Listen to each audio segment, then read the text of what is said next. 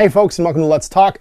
This is my show where I sit down with subject matter experts and or people well-versed in a certain topic in tabletop, and we editorialize, give our opinions, and generally discuss the comings, goings, and current hot news. Now, this isn't necessarily as G-rated as the rest of GMG, so viewer and listener discretion is advised. Hey everybody, welcome to another episode of Let's Talk. I'm here with my buddy Christian, back in the podcast. I'm back again. Wearing yet again a different wrestling shirt. Yeah. Well, I only own wrestling shirts. Wrestling shirts. I own wrestling shirts and Slayer shirts. And Slayer shirts, that's that's it. I mean, now you can tell we're friends. The only owns wrestling shirts and Slayer shirts. And today's episode, we're going to talk about nostalgia. Taking it back. We've kind of both been caught by the nostalgia bug a little bit. And to say I was caught by the nostalgia bug and then it was infectious. Yeah. And you got caught by the nostalgia bug. Well, I was ready because I just literally just finished 2,000 point all Primaris, all plastic, all glorious Space Marine Army, and God, I can't keep up with Games Workshop anymore. No, I needed something to rebuild my soul, to refill it, to cleanse the palate. Yeah.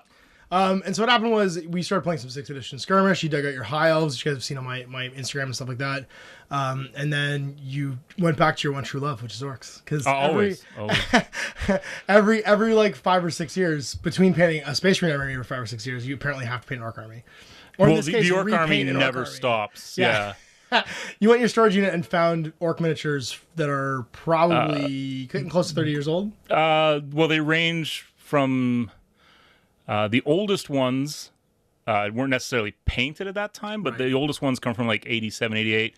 I have some old C series orcs and some was it the original Ruglud's armored orcs, and so that sort of era of second, third edition fantasy battle. Era orcs, and then I have some old Ralparth in there too. Your original giant, lanky yep. nose, the old Ralparth, the Cloud Giant, which is a fantastic miniature. You've never seen him before. And if you think he's not a Citadel miniature, he wasn't a Citadel catalog. He was a Games Workshop miniature because that's when they were selling some Ralparth.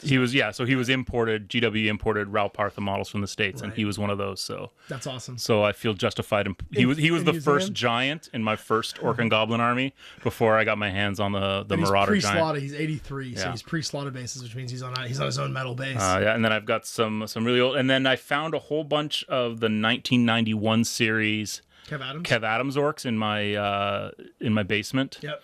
In my storage unit, because everybody, if you're a serious miniature collector, you have off-site storage. It's sort of hide your shit. Yes, yeah. So I went into my storage locker and immediately had like 3 boxes fall on me and was like, next time I'm down here, I'm going to tidy up. And the last time Chris was here, he came to my storage locker and we went through boxes to find other things for other projects. Anyway, that's what kicked off this whole nostalgia thing is, and it's not, I guess it's not just about farming nostalgia, because I think that's something actually that the industry has been doing in the last little while, is capitalizing on fans who have really fond memories of their old products. Because obviously we've seen a lot of a resurgence, and we're going to talk about Games Workshop probably a lot today, but a resurgence in interest in things like Necromunda and Aeronautica and Epic, or Titanicus in this case, where fans of the old products were a bit drawn back to these old properties. But we've seen it elsewhere too. There was a very controversial, I don't think it ever actually went anywhere, Kickstarter for HeroQuest to do a 25th anniversary. Yeah, because wasn't it that some guy had the rights for it in Spain? It got mixed. Well, no, I think they ran it in Spain, and it got mixed up where the ownership of the original IP is like kind of divided, and so one person can't really authorize it. I don't know how much of the story. Maybe people who are more if it's in tune with it can tell me. If it's Milton was it? Well, that was Milton Bradley licensed. No, because if it was Milton Bradley, then it's handed off a bunch of times. Technically, USAopoly would own it, which means all I know is there was some controversy, some complications with who owned it, and it didn't get produced. Yeah. But it was clearly like these 25th anniversary, 30th anniversary, these like reimaginings basically of old properties has become like a really big thing in the last few years. That's where we're at, right? Like the guys who are into this in the 90s are now our age and have kids and have, a little bit more income and are able to sort of mine their own nostalgia, and companies are smart to take advantage of that. And it's funny because I think it's important before we get this off to kind of define what I mean by nostalgia. I'm not sure what you mean by nostalgia, but I know when I say that in my head, it's, and I think we've talked about this before, but I'm just going to say it out loud people listening is the idea of nostalgia isn't necessarily that you think things were better back then, but the thing reminds you of a simpler or enjoyable time in your life. Yeah. You know what I mean? To me, that's Confrontation's always gonna be that for you and me, because like it was you and me. I was in university, you were working, and like we would hang out after work and play like 4 games of Confrontation in a row, watch old ECW tapes on VHS, and like build scenery. Like, and so like it's before we had kids, before we both got married. Like there's a whole like there's a whole level of like I guess like fondness to those memories. And so when I say nostalgia, that's really what I'm talking about. It's not that things were better back then, but it's the revisiting of whatever that thing is reminds you of a time in your life that you're really happy. And that's I think that's the important definition. And we see it happening in video. No, things were better back then, kids. I don't think that's entirely true. It was way better. but there's even happening in video games. Like you see Super Mario comes around over and over. Well, that's one of those evergreen IPs that Nintendo can just make money. Well, I think it's about signing up that next generation through having parents come back to it, right? I mean, but if you look at the kids that are in Nintendo, like the first Nintendo, the first NES, the Famicom, came out when I was in like grade 7. Yeah. So there are kids who are super Nintendo nerds now that weren't even alive. Oh, of course, exactly. Right? So, but think about like from a keeping your IP going point of view. When your parents are really excited about something, you bring it into the house, and now this next generation of kids. I don't know, but the kids may also just not want to be into anything the parents are into, and that agree. happens around 13 or 14, from what I understand, is that they start to push away from the parents and start to embrace the peers. It's clearly a business plan though, because this is what Disney's doing with Star Wars right now. They're getting parents to take their kids to Star Wars. Yeah, and it was written into their prospectus, try and get the next generation hooked on something. So and they messed that up. Just watch YouTube. What was the? Lots of videos out there about how good Star Wars is. I saw a meme that was like breaking news: Star Wars fans actually fucking like something with the Mandalorian, and it was Ron Burgundy being like, "Breaking news: Star Wars fans actually like something." And it was that Baby Yoda. Yeah, it was Baby Yoda. Still haven't seen that, by the way, and I don't think I will until it's all out. Do you remember that monkey? The IKEA monkey? Yep. That's Baby Yoda. That's Baby Yoda. It's just a monkey in a pea coat. In a pea coat. In a bathrobe. Yeah. In the dude's bathrobe. No, so I think that's, just to get out of the way, I think when you and I say nostalgia, it sounds like you agree with me. That's kind of what we're talking about here. It's not that things were necessarily empirically better. Because like let's face it, plastic miniatures are fucking great. Like it's putting out interesting is easy. There's something to be said though about painting a model that was sculpted by hand. Like a model that was sculpted by hand can be painted by hand. There are times where I'm painting a model that was sculpted on a computer, and I'm like, how am I supposed to get my paintbrush into this spot? I mean, it used to be that, I'd paint a Space Marine and the bolter, the backpack, the shoulder pads would all be off the model, and I would assemble after I finished painting it. Now I just assemble the whole model and go, you know what? If you can't see it, it ain't getting paint on it. Yeah. Too bad, right? Well, and a lot of them are designed that way too. If you look at some of like the they're hugging the bolter for their chest miniatures. Well, but there isn't anything to miss. No, you know because it's metal and it's the limitations of a single mold. Yeah. It's not a multi-part model, but it's there's something to be said for what they can do with technology today. It doesn't necessarily make it easier on the consumer. I mean, it's a different thing. Like I said, like I just finished painting a Space Marine army, all Primaris. You could say that it's the pinnacle of miniature technology right now, like where we're at. It's fairly typical of what we're doing with models right now. And I really enjoyed painting a Space Marines because Space Marines are easy to paint. But it was like I was, so aware that I was painting something that had never had a human hand with a scalpel on it. We have no idea who sculpted it. It was sculpted in ZBrush or whatever proprietary software Games Workshop uses to digitally sculpt these things and then break them into pieces and put them on a frame so they can pack. Like, you look at old plastic frames and there's so much empty space on them. And you look at a plastic frame like those new Sisters of Battle and there's millimeters between, there's a bit everywhere. And anywhere there's an empty space, they put something that they can just stick in there, which is great. But it feels industrialized. But again, to that note, like there's not really a lot you can do in terms of, because you have all these bits and you're going to stick all these bits on this model, but you're not really inventing anything. You're just kind of using the tools that they've given you. Whereas, back in the old days, the better days, kids. He's going to keep saying that. It was like necessity was the mother of invention. So it's like, I don't have There's in the Space Marine there was a weapon. yeah. So I'm gonna make this. So I'm gonna have to kit bash. I'm gonna have to cut up, and I'm chopping up metal models. Do you remember my metal dreadnought? Yeah. That's where right. I spent literally a weekend sawing the arm apart on this thing so I could make a plasma cannon on the dreadnought. Yeah, there wasn't one. Then the And you used plastic metal dreadnought one. came out, and the plastic Devastator box came out, and I was able to make the exact same dreadnought in an afternoon. Like just cutting with a knife, not sawing with a razor saw. The original metal Devastator plasma gun. Yep. And the assault cannon arm, and I cut out the assault cannon pieces. You used the backpack and used the backpack. And I used the backpack, and I ran the hoses, and it was a huge job. I still have that dread. I remember. It was a huge endeavor to basically turn this dreadnought into a plasma cannon dreadnought. Which, and I was so proud of it that it was literally like a weekend's work to do this.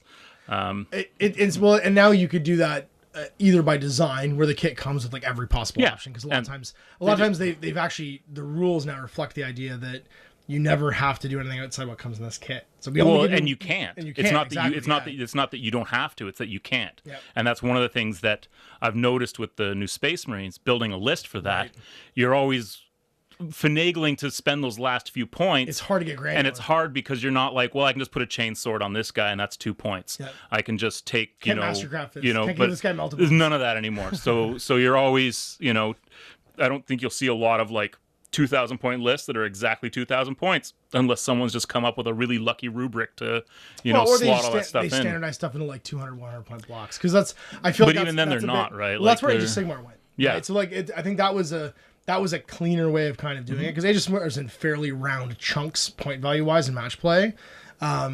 And then from the modeling point of view, they just give you X or Y options for whatever your kit does. But there's no extra points for doing it. But the rules reflect what the kit is. Right. Exactly. Not the other way around. Where it used to be that, like I was saying, I had a Dark Eldar champion in my 2nd edition Chaos Marine army that I made out of the snake man, because because in the 2nd edition Chaos Marine Codex, you could make almost anything.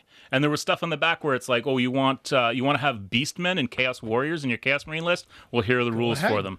That's funny. Eldar Codex, Exodites, Pirates, Corsairs, all that was in the Codex. They didn't make any models for it. That was up to you.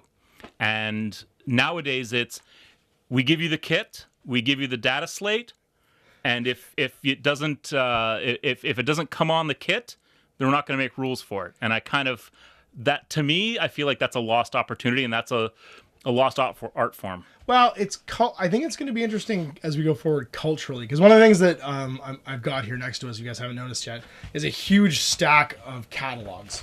This is 89.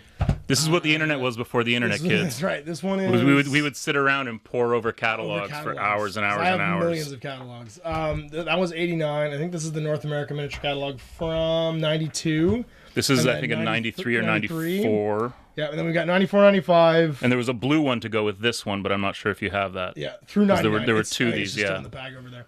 So basically, I have everything from like the late 80s through till 99, like it's sitting here catalog-wise. And these things were huge. They're phone books. And even as they got redacted, so like for instance, the 94 one is relatively focused on just the core range, so just 40k. This was a great one. The 99 annual. The 99 annual and the 98 annual are fairly comprehensive, because now they're including like all of the specialist game stuff from, everything from Man of War onward, basically through like you're talking about like 2nd edition Blood Bowl, 2nd edition Talisman, like all that stuff just to stack up basically in the catalog. The thing that I loved about these was that most of them at the bottom of the page, it told you who the miniature designer was. That's where I was going with this. Is you have a huge list of names where you can identify who sculpted stuff, and it's funny because you made a big point when you're collecting all these orcs that we'll show you some photos of them that'll flash up, but you love Kev Adams orcs, and so you went and started collecting. What was amazing was that I thought I knew that. I thought, okay, I know that these were the Kev Adams orcs because he did these in 91, and he was also doing the 40k sort of range, all the clan stuff. So he had a very distinct look to his orcs, and I think there's very few people in the world who are more responsible for the look of modern orc anywhere. World of Warcraft orcs in That's true, 'cause that would've in blended in any World of sort of lore or any sort of game. You look at the way that orcs look now, even in Dungeons and Dragons, and you can see that the tusks. Yeah. So they don't look like pigmen anymore. They're not these like gangly pigmen, which Kev Adams also sculpted, because if you look at the earlier stuff that he did, you know, like the archers and stuff, they're these gangly pigmen. But then they slowly morphed into this big jaw, big head. They got more muscle bound, and then just kept getting more and more muscle bound. And then you look at the newest plastics, the Brian Nelson, or the plastic regiment for orcs, and they're hugely muscled. And orcs were never like. They got more hunched and more big and like buff, basically, as they went on. And you know, it's like I say, like Kev Adams sort of defined what the orc looked like, and Brian Nelson took it and just made it wrinkly. And that's which is great, because I love those models too. But it's funny though, because one of the things that I think saddens me a bit about the current trend in miniature design is you don't get accreditation mostly for what you're doing. Because I think it's all designed by committee. I think that they get one guy who will go in and he'll make the basic maquette and he'll do some things, but then another guy will come in and add some detail and change the pose around. Well, if a team is doing it, not one person's getting the credit. And it's so it's like, what did you do? Well, I did all the scabbards. All the scabbards on those Stormcast Eternal guys, I designed all those scabbards, and another guy plugged them onto the side of the digital dolly. Like, as a team, they did all the concepting and the deciding what it was going to look like and what the like general designs were. And there might just be a shared file somewhere of here's all the emblems that go on. I'm sure there's a huge hard drive of assets that they can just pull from. And they kind of did the same. They used to do the same thing in the back, but it was all physical. It was all physical. It was like, here's the weapons, and you would see sculpts where it's like he's the same model up to here, and then he's got a different head, and they put some shoulder pads and changed his belt buckle, and now he's a different type of goblin. The Parrys would sculpt like 2 or 3 sets of legs. Kev Adams did that a lot. A lot of these orcs, in fact, these 2 orcs right here. Of these orcs were basically essentially the same dolly, and he probably cast multiples of the dolly and then built new orcs on top of them, changed the heads, changed the arms. And back then there was a real time, because we're talking about like weeks and months to design a miniature. You know what I mean? Like, because you're talking about drawing time for the amount of time it goes into making a miniature versus doing it digitally with pre-generated assets is exponentially longer. So that kind of corner cutting you can almost forgive, because you got. Oh, I totally forgive it. And you know what? Remember, these are also these are square based rank and flank models, so they're designed to be in a 5x5 block, and also come out of the spin casting flat. Yeah, exactly. So they have to be made a certain way. Single part. You know, the only separate part from them is their shield, and no undercuts. No undercuts. You know, a lot, and you know, I can remember I don't remember which one it was, but I can remember the first time I got a model that came in 2 pieces. You know, not including the base, right? I remember my first Slaughter base model. I have him here. Yep. We'll take a picture of him. He's this little orc here. Yep. Was one of the first orcs I ever bought. I bought him in a blister, a Citadel blister that had a blue back on it. It was like a baggie, and it was him and another orc who's now lost to time. But I still have this one, and he's been stripped and partially repainted. So I'm going to finish painting him at some point, because he was. This is literally the orc that started it all for me. Collection. And I'm so, you know, when I think about all the models that I've had over the years that are now lost to time, that are literally just landfill. Right. You know, shed a little tear. You know, pour one out for the lost models, because we've all got them. We've all got models that got lost to time, or put in a bits box and got lost. Yeah, or just purged, threw out by accident. Not even by accident. Just said, you know what? It wasn't that time. I've got too much stuff, and the girlfriend's bugging me to clean up. So you know, it's neat how those rock stars of sculpting though.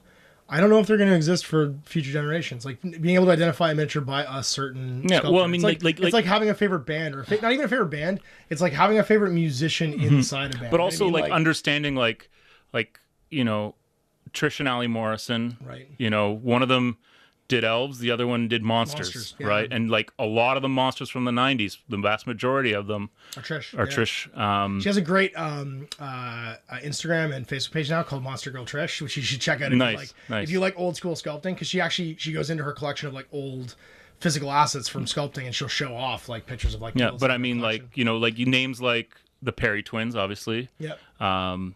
Jess Goodwin, who's like essentially created the Space Marine in a lot of ways, but also, I mean, sculpted a great deal of elves and Eldar. Established the Eldar.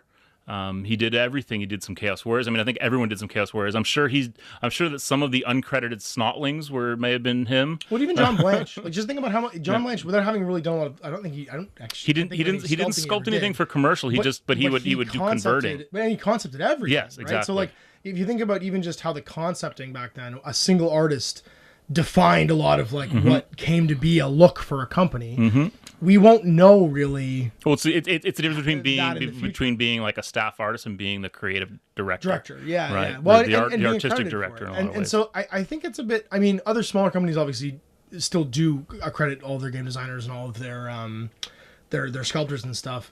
But it's not as well known, I think, as it used to be who did what. Well, because it's coming out of that like punk rock age, right? It's like it's like the Jess Goodwins and the Morrisons and the Kev Adams and those guys are like the punk rock sculptors. They're the guys who really took. They're the Clash, but you know what I mean. They took the genre of miniatures and turned it into a culture in a lot of ways, right? Like the Games Workshop hobby is very much a cultural an offshoot of their culture, the culture they built. Yeah. Well, it's funny. You have to think that a lot of the sculptors today, though, too, they might work on something for only 5 or 6 minutes and then move on to the next thing. So, like, a lot of these ZBrush sculptors might be coming from another industry, like the video game industry now. Yeah. And they might work for 6 months for somebody on a project. I should add, kids, I know nothing about sculpting models. I'm terrible with green stuff. I'm the worst with green stuff. I'm good at chopping stuff up and sticking it back together. Don't ask me to sculpt anything in between those pieces. I like sculpting. Yeah, I'm terrible, and I don't know anything about digital sculpting other than what I see on commercials for DeVry. Well, but is DeVry still a thing? Can I make that reference? Now. It's a university now. They're not just serious about success. They're actually like an accredited university. But yeah, no. But if you think about the fact that someone might not even work in this industry specifically learning how to do miniatures, right? They might be doing it for video game design or some other industry, come into the miniature wargaming industry for like 5 minutes, then leave. You'll have a laundry list of people working on these miniatures now, as opposed to maybe 2 or 3 people that spend their lives doing it. Yeah. So it's culturally different, even just how things are being designed, where like. You can tell there's a person, their job was to make orcs. Their job was to make Space Marines. Their job was like, they would go to a sculptor and they'd say, hey, we want to do 20 new models for next year's army book release. Sculpt us 10 orc boys, a command set, and some characters. Or like whatever. So we were looking through, which ones were we looking through? We were looking through the 98, I think, a little while ago, and you were looking at Bretonnians. Yeah. And it's amazing. We got a whole conversation about Bretonnians, and just like when we're talking about nostalgia, how you can even see when people are passionate about a certain project themselves. And they go a little bit overboard. And they go a little bit crazy and overboard. And what I liked was that GW wasn't like, okay, well, you guys did 20 different questing nights. We're only going to release 6 of them because we only need 6 different questing nights. But no, we're going to release all 20 of these questing nights. So when Michael Perry and Alan Perry start sculpting the Bretonnian range in, I think it was 5th. This is the 5th edition. 6th edition. Is it 6th edition? No, it's 5th edition. 4th edition. 4th edition, yeah. Okay. 4th edition was it was late 4th edition, but it came out primarily 5th edition, which was the Bretonnians versus, and Lizardman starter set. Yeah. So there's basically the starter set comes out. There's a plastic Knight of the Realm kit that makes it's got like just different heads for the most part. Yeah. There's 2 different knights and they have like 6 different heads or something, so you make your units a little bit different. There's a plastic bowman, there's 2 poses, and then there's 2 different Lizardmen warriors and 2 different skinks. Yeah. So you get tons of stuff in the box. Then you get like 2 regiments of skinks, 2 regiments of Saurus, 2 regiments of knights, 2 regiments of bowmen. So you're getting like a big-ish like fantasy battle army in the starter. But there's no extra fancy stuff. There's no command models, nothing like that. And so they have the Perry sculpt Bretonnians. And the Bretonnians at the time are basically just like Dark Ages English. Yeah. They look like Normans or maybe French. But mostly just like Dark Ages English. And they sculpt so many miniatures for this one line. It's insane. Some they don't sculpt as many as. They don't do as many men-at-arms halberdiers. There's only 3 halberdier miniatures. But you don't and 3 need to command because miniatures. once you have command and 3 models, 'cause remember these are designed to be in Right. blocks of 20. That's right. And a blister of 3. So you're only going to Blister see the blister front 3. 2 ranks, and then the rest is just Yeah. spears. Oh, this poking would have out, all been sticking out. blisters though back then. There would have been no metal box set for No, this. that's what I'm saying though. But it would have not a box 20, but it would have been a block of 20 models. And then the right spears, on the table. the spears, they did 2 blisters of command, and then 4 different spearman poses. But for some reason, there's like 100 squires and bowmen. Like there's 8 different bowmen sculpts, 9 different bowmen sculpts, 2 champions, 2 but standards. That's because I'm sure that Alan and Michael Perry love the stuff. The English love longbow, historicals. right? Yeah, exactly. And then Bretonnians, the questing knights. There's 20 different questing knight bodies, plus command, plus 3 different command miniatures. But only 1 set of legs, so they're all going to have the same legs. But the torsos and heads, and 3 different heads. And then it's when you get to the squires. Yeah, there's like a bananas amount of squires. The There's mounted 15 mounted squires plus command. Yeah, a bunch of different foot knights. It's amazing. And so you can really tell when and the thing is that this whole range this wasn't like they grew a range that already existed. No. They completely redid the Bretonnian range, and the old Bretonnian range that had crossbows and cannons, and their hidden cannon behind little pavils. Yeah, it got replaced by this, and it got replaced all at once. And it was basically like, let's do Knights of the Round Table. Go Arthurian English basically, and it's amazing because you can tell when they've like I'm sure at some point there must have been a conversation was like guys I know we told you to sculpt Bretonnians but now you have to stop like but I bet they were like come back to us in like a week with a few models, right? And they came back to them in a week with like 18. It's just and they were like, what would you guys do? Well, we just didn't sleep. We stayed up all night sculpting Bretonnians. And they're so nice. Like those models stand up so well even now to like the current plastic. I would love if I had the money to just scour the internet and buy a 4th edition Breton or 5th edition Bretonnian army. All Bretonnians. You and Chris Salmon both. Glorious models. I forgot Suleiman the Saracen and Baron. There he is. It's Baron Odo Dutremont. That's the one. Yeah. I found him in a box in a gaming store this past week. It's the dude with the flail. I have him. Crazy shield. Jules le Jongleur. Jules le Jongleur. That's right. And he's in my Human Blood Bowl team. Oh, he's one of your mascots. He's one of the guys on my Human Blood Bowl team because why not? But when you talk about nostalgia, like you can tell when like certain sculptors did something, and there are people out there that if you go to some of these Facebook groups, like the Old Hammer group or Middle Hammer, they really want to have collections of certain sculptors' miniatures. Bob Ollie has a huge fan base. Bob Ollie's amazing, and it's funny because I used to really dislike Bob Ollie. So I disliked his style because it was just weird. But the fact that it's weird is why I now love it. Like it, yeah. It has a certain like you will never mistake a Bob Ollie miniature for something sculpted by anyone else. No, definitely not. If you know what Bob Ollie looks like, sculpts like, you see a Bob Ollie model, you go, oh, yeah, I know. Especially if it had the dry brushing eyes, the eyes where they put the little pinpricks in, so that you could. When you would. It was the greatest invention ever. Yeah. You never have to paint a pupil again. He'll just put a little dot in the eyes and then just dry brush them white and then paint around it and you're done. Yeah. Now the problem was though that those little dots didn't always face the same way, so your eyes are kind of at you for you sometimes. When lead cools, it warps a little. It's just I never know. Well, I mean, it looks different probably on a green sculpted miniature. But that's just it. I mean, it's funny because Jess Goodwin is very distinctive. In his sculpting style. His faces are very distinctive. He has that. There's a certain like anatomical drawingness to the way he does like faces and stuff. And there would always be like a very pronounced brow. And like if someone was because again, you're looking at a model from this far away. Well, it's interesting because a lot of people didn't do that back then because you couldn't do that by hand. It's very hard to put crow's feet on a model by hand. He would do that. He would do bags under the eyes and crow's feet and these little details where you could always tell. Like if you look at Ragnar Blackmane, he has a weather-beaten face. Like that face is like got a clearly like been outside, kind of Robert Redford. You know what I mean? Like crow's feet and stuff like that. Whereas if you look like a Gary Morley elf or something like that, it's all very smooth. There's not a lot of like it's very like porcelain dolly. You know what I mean? Yeah, but also like angular. Exactly, high cheekbones, low chin.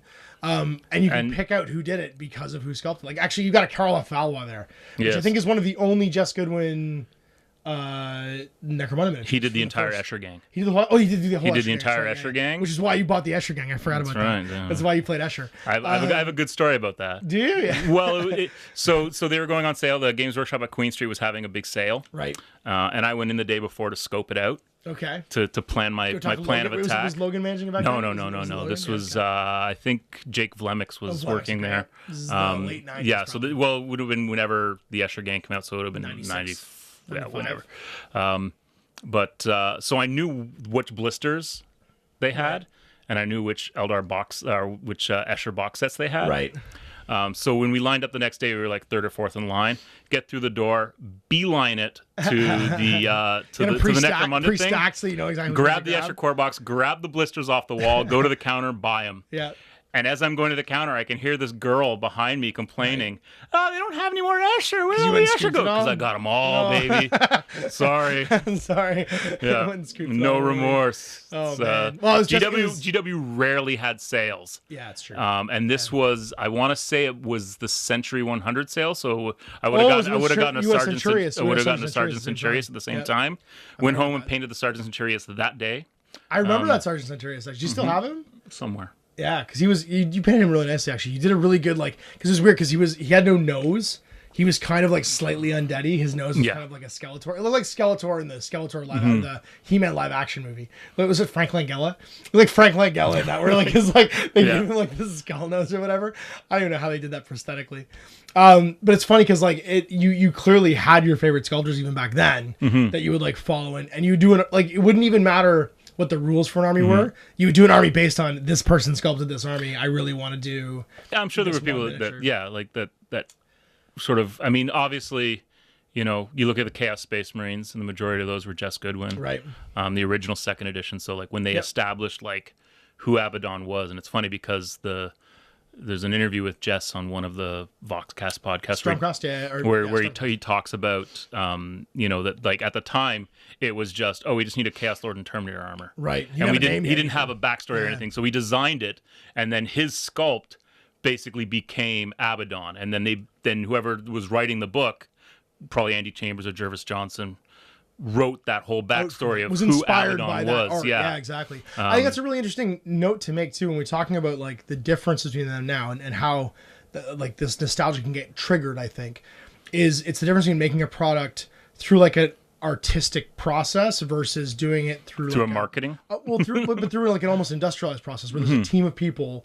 And I'm not saying that it's that different, but when people's fingerprints get left on a project, you can really tell. And when you do it from the concepts out, right, with no pre-generated assets, no nothing, you're doing it all from the very beginning.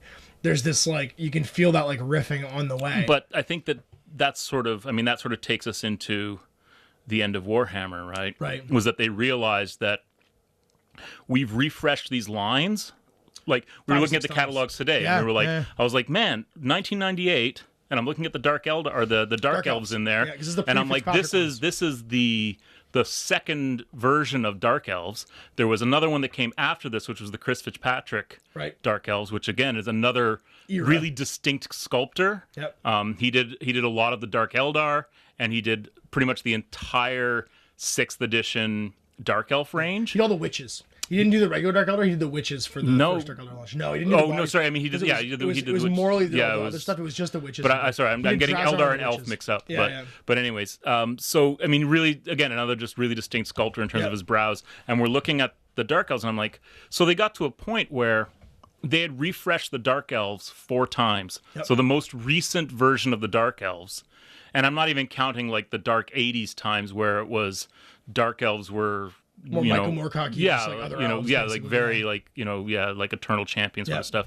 But that was a Dark Elf era, and then there was the 4th, 5th edition Dark Elf era. I think around then there's the 6th edition Dark Elf era, and now we're in the Daughters of Cain Dark Elf era. Well, we don't even know what Malarian's Dark Elf faction looks like. Oh, that's exciting. The half dragon people. Yeah. But it's funny because you have this this sort of stew that all this stuff came out of, where it was this Tolkien D&D fantasy mixing pot originally with adventurer lines and C-series and stuff. And then as the old world starts to get established, right, you have the Dark Elf line comes out, you have witch elves, you have these kind of iconic things.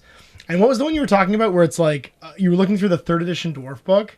Or it was the armies. It was the Warhammer Armies book, which came out in '91, which was basically all the army lists that you needed to play Warhammer. And it kind of established. And I was looking at it, and I was looking at the Skaven list, and I was looking at the dwarf list, and I was like, really, beyond a few things here and there, they got it right the first time. There is very little that is different, that is present in that final 8th third edition Warhammer Fantasy Battle Skaven army list that's not in the final 8th edition army list. Your Jezzails are there, your Warpfire teams are there, your Plague Monks are there.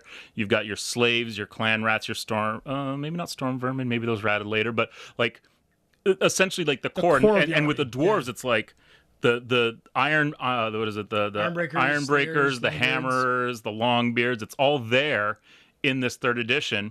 And then they did the 4th edition army book, which was sort of, those 4th edition books really established Warhammer. That's the Thorgrim Grudgebearer on the cover. That was the first time that each army got its own book, which was a new concept, because this Warhammer Armies book for 3rd edition was just another big hardcover. You probably have one out there, right? I do, yeah. It's funny because that and 40K started doing that too with the 2nd edition 40K. The codexes, yeah. Before that, it was all White Dwarf articles that got compiled into the Book of the Astronomical. The compendium, the compilation, or whatever. And the battle manual. And so like it's funny how like you've got these like these iterations basically of armies, and I think you're right. I think once 8th edition came around, they'd refreshed the line so many times.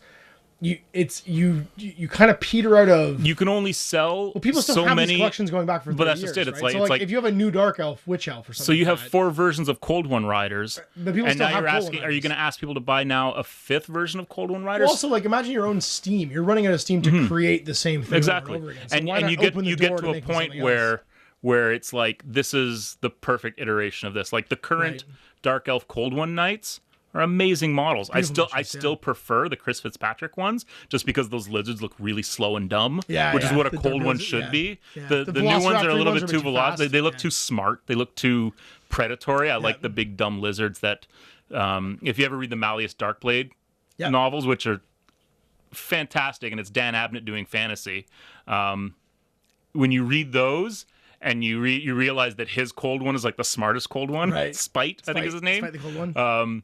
And it's just great because all the other Cold Ones are just dumb as rocks, right? And they're slow. And that was the thing, is that they used to suffer from stupidity. Yep, back in the day. And so your Cold One Knights would have to like control it. They had really powerful mounts.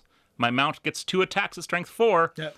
But you're going to have to make a leadership 8 or 9 leadership test every time you want to do anything with them. You walk around. There's a downside. And it's remembering things like that. And that's sort of, the last few weeks of me sort of going and finding old models that I have in my basement. Because, they've been stored in various states. Some of them have been stored really nicely. Some of them, like this, my poor little... your Aramon. My Aramon. Just good one, Aramon. Yeah. Didn't get stored so good. And there's a lot of bare metal on him because a lot of his paint is chipped off. His hand's kind of spinning around because it's pinned on there. It's spinning a little bit. Because even back in the day, I pinned all my guys. He holds up really well. He's He's just good. He's just good one model, and he's fantastic. And it's funny because you look at the current one, and it's clear that they just took this one and just resculpted it in digital plastic, right? I think he's on a disc now, isn't he? They stuck him on a disc. I think you can take him on or off a disc. Right. Yeah, the miniature. But the miniature definitely comes, because why wouldn't you ride in style? If you're Aramon, you might. What do I do? Riding a rhino? I can ride around a flying disc. I want my Back to the Future 2 skateboard. Frisbee by Whammo. Yeah, exactly. And so it's neat because we've done episodes here before about going back and playing old games, but I think there's just something about going back to old miniatures too, because we touched on this earlier, but I think it's worth bringing up again. How relaxing it is to paint something that's been sculpted with the human eye, like you said, because there's my friend Alex. Shout out to my friend Alex. He said, if a hand sculpted it, a hand can paint it. Yeah, absolutely. Versus like you're I think people get lost a little bit in, because you can put details so small in digitally, because you can always zoom into like a microscopic level. What did they say about science? Just because we can do something doesn't mean we should. Yeah. Well, and there's a value to exaggerate proportions when you're looking at something from 2 feet away. Proportions being slightly exaggerated, you can pick them out. Well, that's why Warhammer models are in heroic scale, right? Which means that their hands are as big as their heads, and they all carry around these tree trunk spears. They're also always shouting or waving their arms or yelling, not looking particularly military, based on the constraints of 2D plastic or metal casting as well, which is always important. And I think there's something relaxing about going back and painting those miniatures again. For Necromunda, I was painting some old pit slaves and stuff, some Gary Morley pit slaves. I've been doing all this old Empire stuff. You'll see it on my Instagram, actually, if you want to go check it out. Chris found a bag of... It's funny how old miniatures work, because Chris found a bag of Empire that I'm pretty sure were Nico's. Or were Oh the no! Kirils? Well, so Nigo's brother had an Empire army in 5th edition, And of course, when you have a group of friends, miniatures just trade hands, and like somehow end up in your bits and box. so yeah. And then so, the Averlanders that you found were my Averlanders from when I moved to Memphis, and I had everybody over and was just like, I have all this stuff that I'm not taking with me. Just more has stuff. to please take it. And I'm not even sure where I got those great swords. I don't think they were Kirils.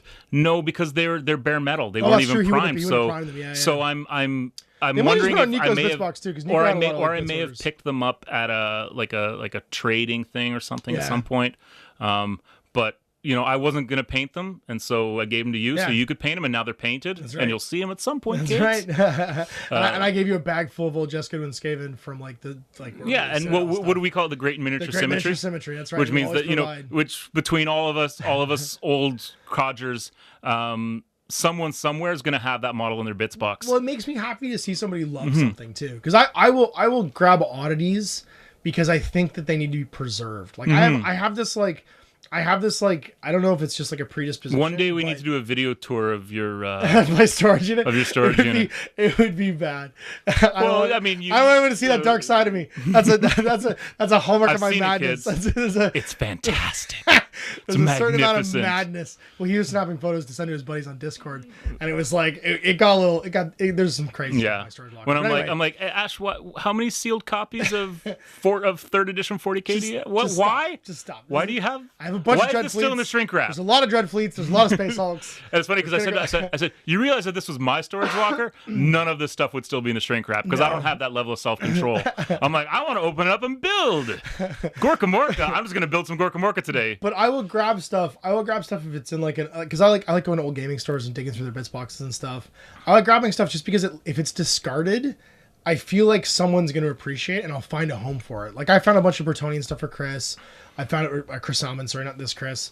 I found that Skaven stuff for you. I found there's a level. I just found some Eldar stuff actually that we're going to paint up. We're going to do a Rogue Trader segment after we're kind of we've just coming in 2020 on this one, for 2020. Hashtag 2020. Hashtag 2020. Going back to Rogue Trader. And I feel like when I know there's people out there that love something like that, I need to keep it safe until I can find the person to give exactly. it to. And it's the same thing for me. Like again, I had to consider parting with those Empire models because I had plans. Yep. But it was like, are my plans going to involve me doing these within the next 6 months? Well, maybe. But you know what? Ash is already working on a project for this, so let's hand them off to him. Yep. And now they're his to love, and I can still love them because I get to play against them, and I get to shoot them, and I get to hit them with choppers. That's right, with choppers and spears.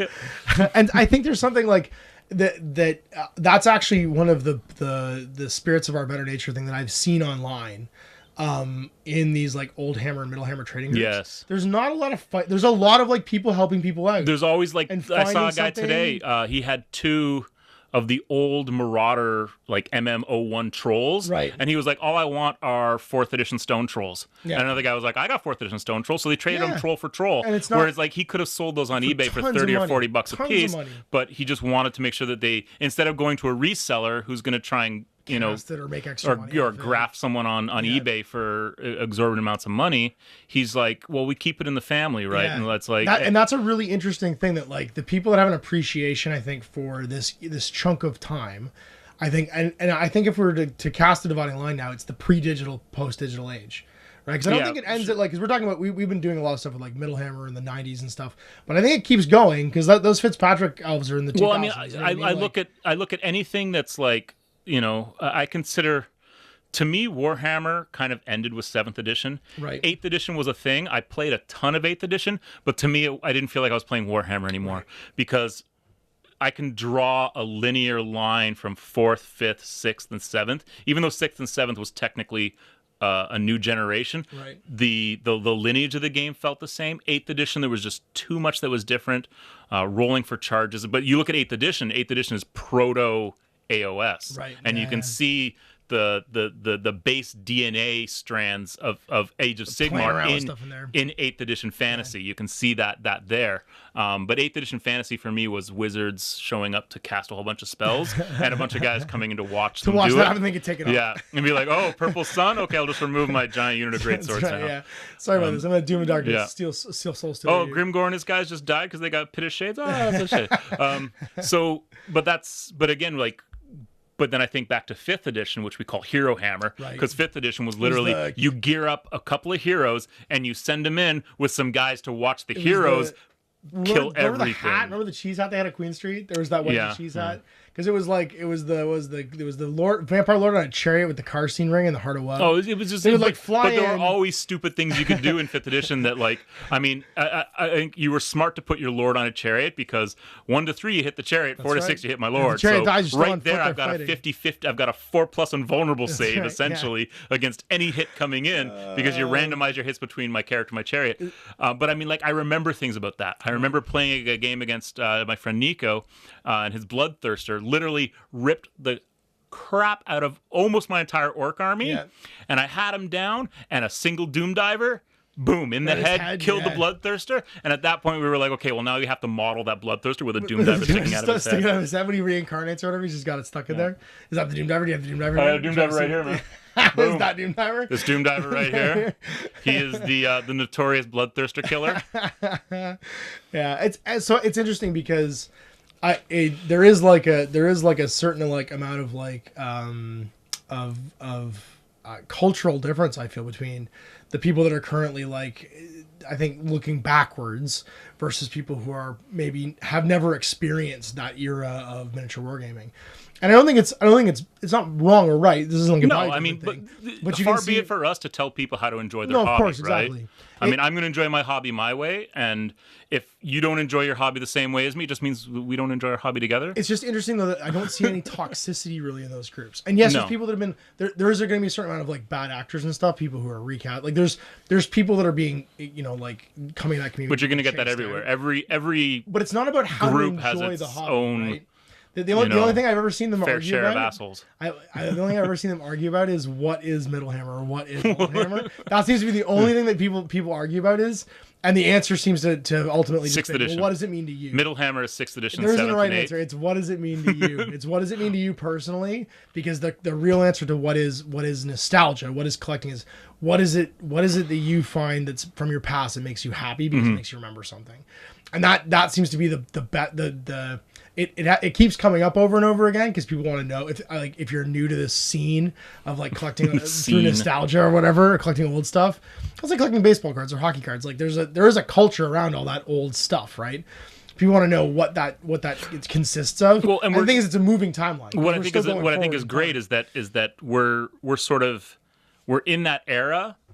It'd be like comic collecting in the 70s, right? Silver Age or in the 80s, right? But it's like you're buying, you're collecting stuff, and the reason it's collectible is because it's rare, right? No one's going to be collecting boxes of tactical Space Marines, right? Yep. No, I mean, if any of you are out there hoarding tactical Space Marine boxes, get out of the market now because you're not going to get a return on your investment. Unless it's an RTB-01 box. Okay, but I'm talking like talking about like regular third edition tactical Marines. So again, and I think that there's a value to metal over plastic, right? I mean, the whole reason that I wanted to do this Kev Adams Metal Orc Army is that it's technically not 6th edition. It's technically 4th and 5th edition. But the reason that I wanted to do it is because they're metal models. Yeah. Right. And metal to me has that feel to it because that's what I started with. Right. Well, I love that's what I went through that era of building plastic. Right. Well, and I think that it's funny because there's again that like what does it mean to you moving timeline is for you struggling to build metal or convert metal miniatures is part of what reminds you of what it used to be like. Well, right? and it was when I was working with some metal stuff, and I can't remember what it was now, but I had some metal models, and it was like this was the first time I had picked up a metal model to work on in a while because I had been working mainly in plastic, and I realized, okay, I got to get out my file, and I'm cutting off. I'm cutting off flash and I'm cleaning. You can't just backblade. Yeah, but it was like, and then I need to like pin these together. And so instead of having to drill a hole in a plastic model, I'm drilling a hole in a metal model. And it brought me back. It was like, this is the days of sitting there and, with my fingers covered in lead dust. Yeah, well, and so you'd have the super glue and then you'd have the hobby knife cuts. Like you guys can't see my thumb, but my thumb is perpetually covered in scars. Like, it permanently has, and it's so like calloused from like cutting miniatures and building miniatures. It doesn't even bleed anymore. Like, it looks like a cutting board, like an old like parents old out there will know this. Like when you have to explain to your kids like what a scar is, because the kid has no clue. It's like, well, how do you scar? Because you're like don't pick that scab because it's gonna leave a scar. Well, what's a scar, Daddy? And then you show them your hands, and you're like, so this is when I was cutting an ogre, and it was a Blood Bowl ogre, and I was trying to clean the flash off, and I thought I would be able to go. I took a big chunk right out of my thumb, and then wrapped it in toilet paper and went to the Silver Snail to buy more miniatures. I have one of my thumbnails is slightly uneven because I took the end off, and it never grew back, right? And so that's it's got this like little divot out of it because like I was cutting and that's but I mean it's like carpenters have the same thing, right? Exactly. You can always tell a carpenter's hands. Well, they have those super short nails. The nails have basically been pushed back over time to work with their hands, and it's like it's an interesting thing is like. There's all those things that trigger memory, right? There's sense, there's smell. Yep. The one thing that always brings me back actually is primer. Like the smell of primer makes me think of miniatures. And it's probably just because it's killing my brain cells. For me, it's also like the smell of various paints. Yep. Like when we got the new contrast paints, and I opened up one of them, and I the first time I opened up a contrast paint, I can't remember which one it was, but I opened it up and I was like, chestnut ink. Yeah, and it was like GW chestnut ink, and I got that smell. Flush Wash had that smell that like I don't know if it was and immediately I got that sense memory back, and I was like, oh, okay, so now I know what this stuff is. It's just 80s GW washes, or washes from the 90s. And it's funny because we were just talking about paints too, and how you started to paint that orc skin on these beautiful orc boys you painted, and you didn't even think about what paint you were going to use. You eyeballed it all. Yeah. Because I don't think at this point, having used the amounts of paints that we've used. Well, it's funny because you were asking me like, well, how'd you do that? And I'm like, honestly, man, my brain turned off. I don't even know. Like you're like, well, how did you wash them? And I'm like, I don't know. There's probably like some black ink in there, maybe some brown ink. It was your metal wash. Probably some matte medium in there or something. I don't know. Just start working. And it's funny because like every now and again, I was digging for a paint yesterday because I was trying to find. It was only on the paint table last weekend. I was trying to remember how I painted my ogre flesh because I needed to match some ogres that I'd painted for AOS that were gonna go into my ogre tribe army now because I wasn't gonna like not use them. And I had to find the right current range colors to mimic the old range colors. I had to find something.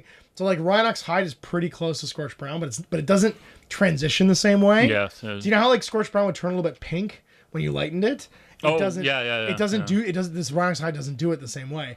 And then the thing I blended up to back then was Rotting Flesh, which was not a really popular color at the time. I love Rotting Flesh. But it wasn't Bleach Bone. Bleach Bone was the popular beige. Rotting Flesh was this like slightly green beige that you could only really use for certain things. But because you're an orc player, you'd of course use it to lighten orc flesh. And I managed to find a Rotting Flesh, but I couldn't find a Scorched Brown.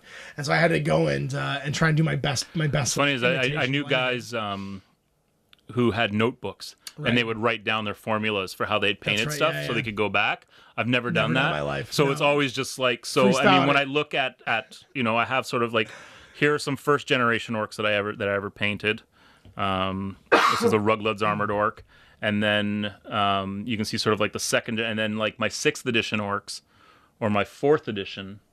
And it's really just, it was all just guesswork to try and, but there's like an actual progression to how my orcs evolved over time. What's really interesting to me is that when you put those next to each other, and we'll take a picture so you guys can see it on the screen when we're actually talking, is and if you're listening to this on as a podcast, go to either my my YouTube channel or maybe my Instagram. I would put some of these photos up as well. There's a different Goblin Green on each of those bases because Goblin Green changed like 3 times. Yeah. There was like generations of the same paint color, the same name, because they would change the manufacturer of the paint. And it would change. And there's a certain flesh wash. It's funny. People will... Chestnut ink and flesh wash are two of these colors that, like, people that use the original Citadel paint range will just rave about. Like, how it's, like, their favorite paint of all time. And, like... And you can remember the taste. I can remember the smell. Like, there's this weird, like... trigger, basically, to your memory. And it's funny, because of the new orcs you painted, whatever the Goblin Green you use on that base is actually closer to the original one. It's an army painter. Is it? It's closer to the original one. Yes, it's Army Painter Goblin Green. Goblin Green, yeah. Okay. And it is closer to the original than to the middle range one. This would have been Goblin Green. 90-something? No, 2000? This would have been from whatever the ones with the screw top, the hex with the screw top. That would have been like the 99-2000. Yeah, so the worst era for Games Workshop paints. The ones dried it all the time because the threads would get all filled. Oh, those bottles were awful. Then they changed to the hex with the flip stops, and those were okay. Yeah. But the only problem was the hinge would always break. Yeah. versus the screw tops that just literally you could never get a good seal on them, and they would dry out. No, after a bit. The no inks good. would stay okay because they didn't gum up the threads the same way, but everything else. But you can tell like these Eldar are original Goblin Green, but even that is different. So I mean, slightly different than the Goblin Green. You know what? This may actually be a later Goblin Green. I think I may have re-rimmed their bases. I think those at are some 2000. point. No, because you redid your Elfway army in 2000 to Yeah, me. so it's funny, but again, it's like going back to your old models, and you can remember, what you were thinking when you paint, or what you were like. Here's the first Phoenix Lord I ever painted, and it's a god awful paint job. It's not that bad. No. Let me see. He's got gray shoulder pads. Your color composition is definitely questionable, but for the time, this is pretty baller. He's got a bone blade on his thing. So I never went to art school or anything, so I have zero color theory. I am self-taught painting because when I came up, there was no YouTube that I could go watch painting tutorials. Trying to mimic it was literally just looking in White Dwarf magazine and being like, so how? So it was all trial and error. Never took a painting class in my life. So I thought I invented dry brushing. That's my one crazy story is. When I figured out how to use washes, I remember teaching you how to use washes. That's right, yeah. Because you didn't use to wash. I didn't use washes at all. I blended everything. So then when we started living together, that's right. Then you're like, what are you doing? I'm like, I'm inking, I'm washing. And you're like, what? I was like, what are you talking about? Because so here's 8 or 9 year old Ash, who's learned how to paint. I didn't live with Ash when he was 8 years old. I know, we're in our 20s then. The rumors of that. We've known each other since '99. I needed a roommate when I was in university, and that's how we met. Because you were working at Games Workshop back then. But anyway, the 8 or 9 year old Ash, probably 10 years old actually, and I'm downtown Toronto. My parents take me to the Games Workshop on Queen Street. And I walk in, and I've figured out. In my head, I called it overpainting, and it was if the brush was really dry, I could just kind of pick out the edges of things with it, and that's how I taught myself how to dry brush. I had no it wasn't something I no, it's one of those things that you just discover figured one out day from trial and error. And then I go into the Games Workshop store, and they're giving a painting class, and he's teaching him dry brushing, and I feel this bubbling rage come up inside me where I'm like, that's my trick, that's my jam. Why does this kid?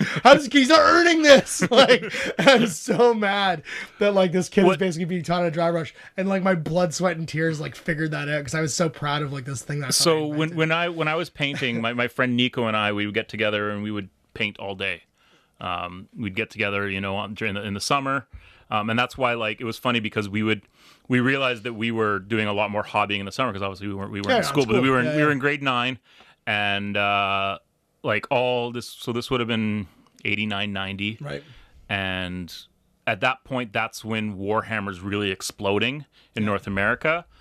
So we go down to the Silver Snail, and if we were lucky, they had Space Marines. And I'm not talking about the plastic ones. I'm talking about the metal ones and blisters. And then we walked in one day, and they had all these weird dudes that they'd been sent as sample models. Right. And they were the Realm of Chaos Champions of Chaos. And we ended up buying a bunch of those. And so he and I would paint together for hours and hours and hours. So we kind of not really learn from each other, but we could watch each other what we were doing, and it was all trial and error.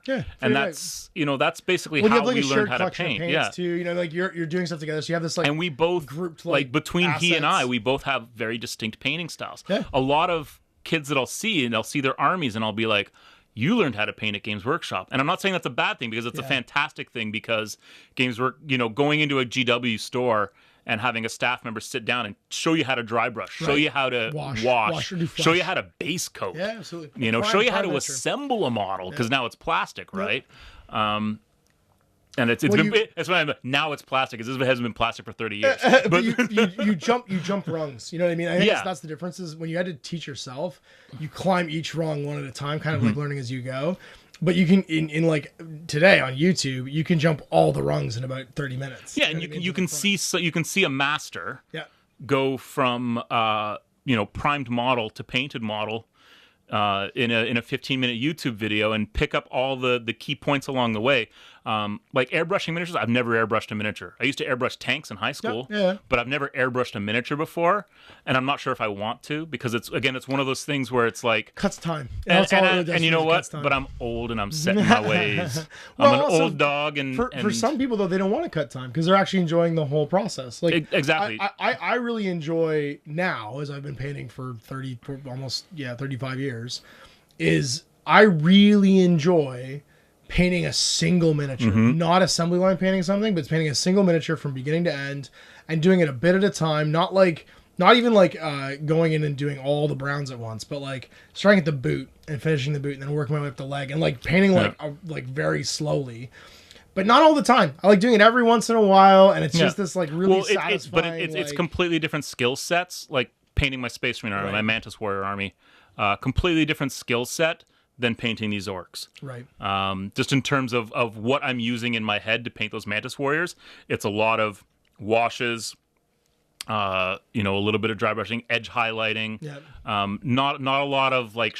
I'm not going in and painting shadows on things. Yeah. I'm just letting the military shader wash that I'm using do that. There's something about slowing down though that takes me back. Like again, just ties back to the nostalgia thing. It takes me back to when I really cared about each individual miniature because I didn't own a lot of miniatures and I had to save up my fucking shekels to like buy a couple miniatures. And that's my problem is that I'm emotionally attached to a lot of. I was on my way down here on the train with this case that has some of my oldest models in it, and I'm like, if I left this on the train, I probably would just jump in front of the train. I'd be so mad. I'd be like, that's it. I mean, or just get back on the train immediately and like hunt everybody down the train and try and find this thing. Because it's a real difference, I think, when you really value something. When you especially when you're a kid, like you really care about that one thing. And it's funny because we were talking about this when someone's got that hobby gene moment. And you and I, so we were at the Santa Claus Parade last weekend. We do this every year. Chris' family, my family get together. We go get a nice big breakfast at the Paddington's Pump, which is the best breakfast point in Toronto. Go check it out if you've never been there. And then get that lumberjack, baby. I said lumberjack. It's all that. It's a P-meal sandwich. Anyway, the Canadian bacon for you Americans. It's real bacon.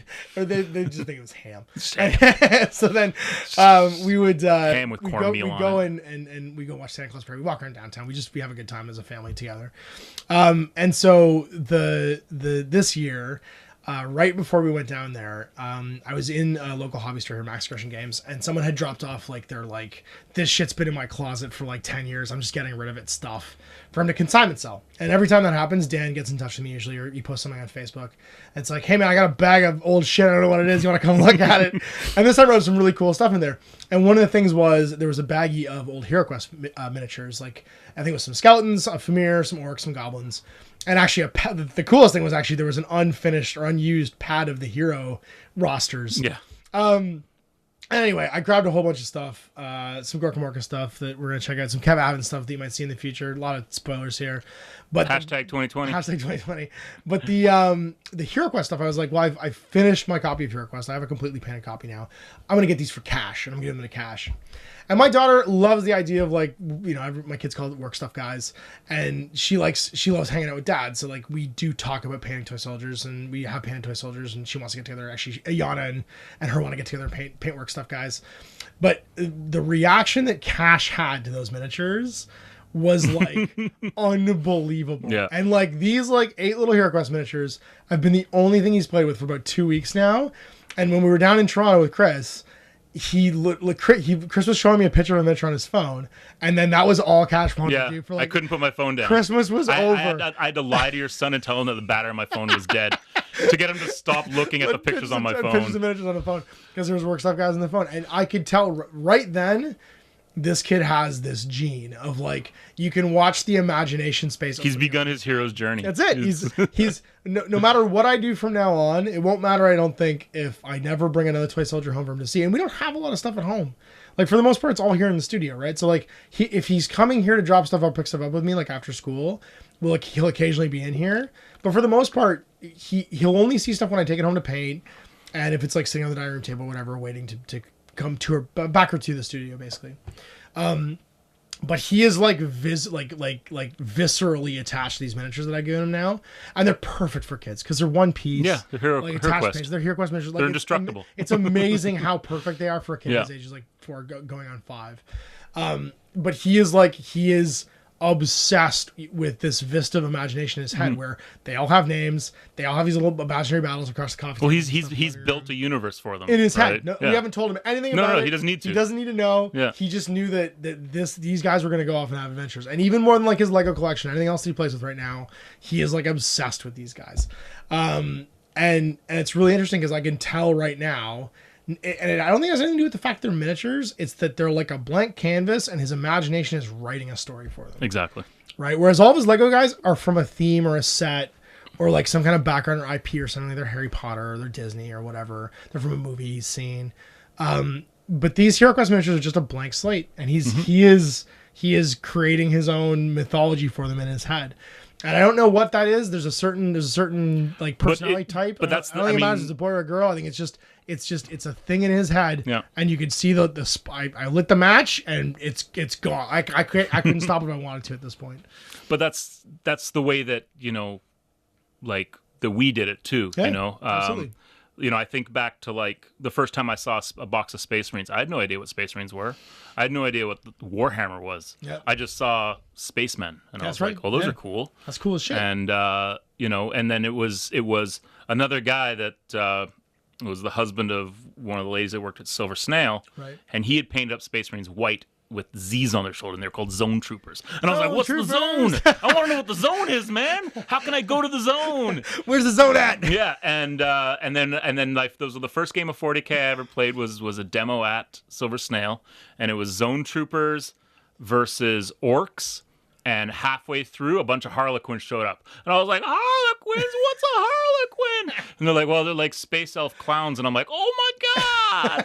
And so I was sold at that point, and that's what hooked me. And it was taking that stuff home and not knowing any of the bigger universe. Because for a lot of point, there wasn't really a bigger universe, snippets, and it wasn't until I got my hands on my Rogue Trader book and a couple of White Dwarf magazines that I started to read about this universe and go, oh, this place is messed up. That's right. It's dark. This is cool. Well, and you almost felt, it's funny because one of my first experiences buying Games Workshop products, I was probably 9 or 10, and there was a bookstore around the corner from my house when I was a kid called The Book Between. And it was called The Book Between because that's where you'd put this is something kids are never going to know today. When you're in class and you're supposed to be reading out of a textbook, you'd put a comic book inside the textbook and read the comic book instead. And so, like, I think they just put their phone in their book now. I guess, yeah. But we would hide comic books. Damn millennials! So that I could read comic books at school, basically. And so it was called The Book Between because that was what you did. You had the book in between the book. Anyway, they sold comic books. They sold some gaming stuff. They sold fighting fantasy books. There's a lot of why I started going there when I was younger. But they had a little rack of Citadel miniatures, and I discovered Citadel miniatures through my best friend from Cub Scouts at the time. This guy named Chris Kite, his brother James. Shout out to the Kite Boys. He collected Citadel miniatures, and so his room, which was like verboten, you know what I mean? Like you did not go into like the teenage older brother's room. Yeah. You were both like 9 or 10. It was just full of shelves. That's how I discovered Judge Dredd. Actually, was my friend's older brother collected 2000 AD comics, and we would sneak into his room when he was out doing whatever and read all his Judge Dredd comics, and then he'd come back and be like, "Who's been messing with my comics?" No. Oh, and Chris, it's a bit funny because Chris was not nearly into it the way Chris liked computers. I liked toy soldiers, and like whenever we go over to his house, when James would be at football practice or something like that, we'd sneak in there. I'd just be like, "Oh, no, I'd want to do is look at these miniatures," and Chris would be like, "Yo, let's go play Doom, or let's go downstairs play Genesis or whatever, play Mortal Kombat or something." And so that was like my first sort of like experience with them, and then I started seeing them other places. There was what was that the name of that hobby shop chain that was in Ontario for a long time?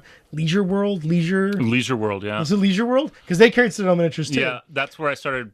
Leisure World, I used to buy like model kits there. Yeah, because they sold all that stuff. It was like a little hobby shop. And then those model kits quickly got co-opted into orc vehicles for 40K. What was funny was they also because they were Leisure World was also they were a Ticketmaster outlet, and they sold like records and shit too. Yeah, I'm sure. So like whatever. It was... So like I would buy like Megadeth t-shirts, and also like down there'd be some Citadel miniatures. It was like the coolest place on earth in the Oshawa Mall.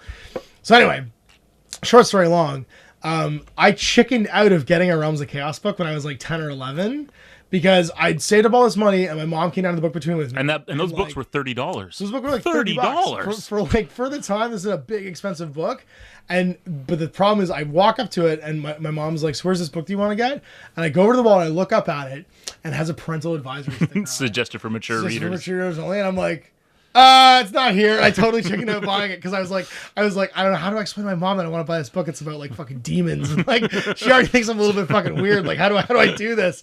And I totally chickened out buying it, and I think I got some fighting. You know what's funny is that knowing your mom, she would have just bought you the book. She would anyways. completely buy me the book. It didn't matter at all. She'd be like, cool, whatever, you're reading. You're inside. You're not getting hit by a car. This is great. But she would have totally bought it for me. But I totally chickened out and didn't buy it at the time. And I've always kicked myself for that because I probably, because no one else bought it, I probably flipped through that book standing in the store like 100 times and then didn't buy it and like chickened out and went home. And when it finally came time to buy it, I couldn't fucking do it. Yeah, I think about things like that. Like, I remember going, and this was sort of when I was playing Dungeons and Dragons, because we all play Dungeons and Dragons. I own Dungeons and Dragons, never played it. And I would go to the Silver Snail, and I'd see all the other games that were there. And they had a copy of Stormbringer, which was the Michael Moorcock Elric RPG. Oh, okay. And I think it had something to do, I'm not sure, I'd have to go back and check the wikis to see sort of, but I seem to recall, I think it had something to do with RuneQuest, but it was published, I think it was published by Games Workshop, or it was published, or at least distributed by them. Well, they did all the but I remember, but that was where I discovered who Elric was. Right. Was through Stormbringer, and then I immediately went to the world's biggest bookstore and bought a bunch of Elric of Melibone books, which were, I mean, they're like novellas. Yeah, they're tiny. But you put them all together, and it's a big stack of books. And I bought like 2 or 3 of them, read them in like a weekend, and that was. I still have a Moonglow miniature. And I was just like, oh, this is what an elf is. Like then, this is what chaos came from. And it was like, but it was like, this is what a real elf is. Right. Yeah. You know, not one of those Lord of the Rings elf or one of those Keebler elves that makes cookies. You know, he's messed up like. And then I discovered ElfQuest, and that's a whole other story. A whole other rabbit hole. Yeah. But it's funny because like even just talking about this now. Well, we've gone way. I don't think we even have a topic anymore. No, I think it's about nostalgia because it's about how things make you feel, right? Like. I look at so good. but I look at those old books. Like I can't pick up a copy of Slaves of Darkness or Lost and the Damned and not think about that moment in the book between with my mom when she's like, let's get that book, and I'm like, nope. Well, it's funny because I open up any of my second edition codexes and they all have a very distinctive smell. Oh yeah, and I'm not going to say it was because I was sitting out on my back porch smoking joints and reading these codexes, but every time I crack open my second edition codexes, this like waft of like stale marijuana or odor comes off them, and I'm like, yeah, I remember those. Those were good. 14. Well, I don't think I was 14, but you know, that's fair. That's second edition. I was an adult, and I was capable of making my own decisions. And it's legal watching. now. Penny's watching. We're always ahead of the curve. That's it. Gamers are always ahead of the curve. We're always socially like 10 years ahead. But I mean, all my old books have like some kind of a musty smell. Yeah. Like even these catalogs. Do, 100%. I open them up and it's whatever ink that GW used and whatever that nice paper was that they used. Because these catalogs are fantastic. They're if you such can, good shape, you know, and it's funny because. You know, when I joked that this was our internet, and it was because like, how else were you going to see what was out there and what was available and what before your time before you could go online and you want to download a picture of a miniature on the internet and you're waiting half an hour for the photo to load. This was our internet, man. This was we'd sit around. I like all of these catalogs. I have sat for hours just looking at and pouring through them, black and white. 2D pictures of a miniature, inked tins. They're all inked tins. But just imagining what could be. And I think that's kind of why this sort of like over time this movement's kind of happening. You see it on social media, people that have this fondness for all this old stuff. Is that that act of pouring over it triggers all of these memories. It takes you back to these times, and you've heard us wax philosophical about all these different times where we've been somewhere and done something. And even just the act of being in the same room with these catalogs and talking about this topic has made us go back there. Any of my friends that would walk in and see this table of catalogs would immediately pick one up and start to flipping through it. 100%. And they'd flip to a specific page and they'd be like, that model. I had that model, or I wanted that model, or I used to have that, I've lost it, or you know. What's your grail miniature? Here's a good topic to end this off with. What's your grail miniature from any of these eras? What's a miniature that you never owned, you still don't have, that you wish you had? That like it doesn't have to be a limited edition miniature. It just has to be like a random something that like you obsessed over. Probably the first Prince Imric, right? On the first metal high elf dragon. That's why we were talking about those metal dragons a little while ago too, or on the way here, because those dragons got replaced by the talisman plastic dragon. Yes. and became just like metal Yeah, accessories. but so like the first all metal Prince Emmerich dragon, So I can find it. you know, I had the I had the wood elf dragon for a bit, but it's been lost to time. I think I found pieces of it the other day, but I just found Egram Van Horseman. yeah, I was but like looking the for first, I don't know. I have so many Holy Grail models, but that Really? that would definitely be one of them. I'm trying to think. Mine's pretty simple. So my Holy Grail miniature, I never did an army of them. I never really wanted a new army of them, but it was just a miniature that was so cool I never owned, was the original metal Vermin Lord. The original metal Vermin Lord yep. pointing, and he's got his big doom blade. Yeah. I think the reason for that is one of the first White Dwarves I ever bought it was the one where they released that Vermin Lord. And it also had one of the Tale of 4 Gamers in it. And it's funny that both of ours are fantasy models and not 40k models. Well, I think 40k models. It's funny because this is something that was said to me a long time ago by Alan Merritt. Is that all of the miniatures that Games Workshop produces are fantasy. Even the science fiction ones are fantasy in that they have that like old fashioned. The ones that draw their lineage from like the Tolkien-esque fantasy, which is Warhammer fantasy. It's that everything feels old. You know what I mean? It's all decaying. It's all falling apart. It's all like what was it he used to say? Is that in his mind 40k was an old man in the crumbling technological ruins somewhere, writing with his electronic pen finger on a piece of scroll. Zypad. And there's a skull hovering behind him on some type of like ancient, anti-gravity technology, but it's not lighting the room with a light. It's got a candle. Because that whole idea of like the juxtaposition of like science fiction and fantasy. But the thing is, that's what in his head. That's what it was. 40k doesn't feel that way really anymore, which is a whole other nostalgia trip we can go down. Is how 40k has changed. Yeah, it does, but it doesn't reflect it so much in the models. The models feels like there's a lot of innovation. And when you look at the old 40k stuff, when you read the old 40k lore, innovation was stagnant. There was no such. It was either unknown or forbidden. Yeah, they're hunting for these scraps of what's legal. The STC stuff is always gonna be legal, but it's gotta be validated as real STC. Exactly, it has to be evaluated by priests of Mars, and see if it's and it's okay like well, my rhino broke down. We'll just pray for a bit. And it'll be fine, right? It'll be fine. Like make sure that you take some sacred oil and just pour it over the top of your rhino. Strike the and it was so it was superstition and ignorance. Yeah. And I loved that idea of it. And it, like being an old like sci-fi nerd, and you read old sci-fi novels and you realize, oh, that's where GW got the idea for that. Right. Yeah, it's like reading Dune. Or reading Death World. Yeah, or Death World or any of that. And you're like, oh, that's where they came from. Oh, Shadowcar? Okay, those are just space marines. Oh, okay, I get it now. The Emperor, okay. It's a melting pot. The whole thing's a melting pot. But again, it's since grown into its own thing. Yeah. Right? Well, it's hard to keep that up too. It's hard to keep that level of ignorance up when they're doing so much exposition now through novels. Well, there's little that's unknown. It's like when the Horus Heresy used to be this great mystery, and now we have how many novels? Whatever.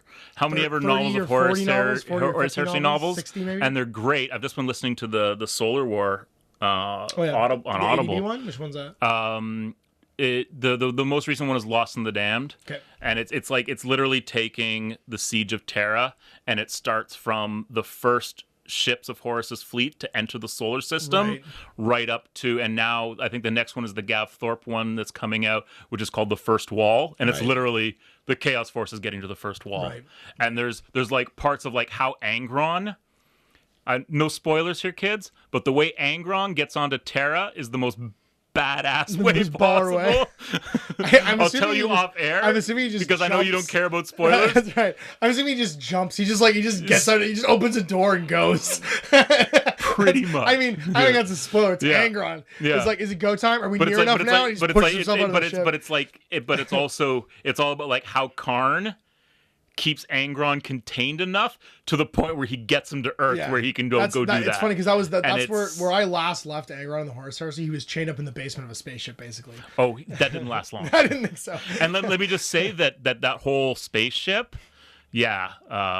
bad, he has to get out of it somehow. Bad things happen. He has to get out of it somehow, right? Yeah. But again, it's things that when we were younger was all just a great mystery. Yeah. I didn't even know what the Horus Heresy was. It was a reason to have Space Marines fight Space Marines. Yeah. And then the same thing with the Badab War was a reason to have Space Marines fight Space Marines because there weren't a lot of armies in 40k. And why would my Space Marines fight your Space Marines? Horus Heresy, Badab War. Here's why, right? And so we were left to fill in the blanks, right? And now there's far fewer blanks for us to fill in, and so as someone who has been into 40k for pretty much the entirety of 40k's existence, I don't feel the same attachment to it, obviously, that I once did. I think it's one of the reasons why I'm so excited about Age of Sigmar, though, is that because there's still a lot of blanks, right? There's still a lot of unknown, basically. What they're doing with Age of Sigmar is cool. I love the models. I have orcs for Age of Sigmar. Surprise, surprise. Yep. And I'll be getting more orcs and more goblins at some point. That's right. I have goblins too. Man, it's goblins. I got a problem. There's been a lot of eBay alerts they're called gloom spites now. They're called Grats. There's been a lot of like eBay notifications on his phone since he's been here. He's got a lot of watching going on, collecting. It's interesting because I was like, oh well, this will be a cheap distraction for me because I own all these models, and then I realized, well, wait, but there's models I don't own.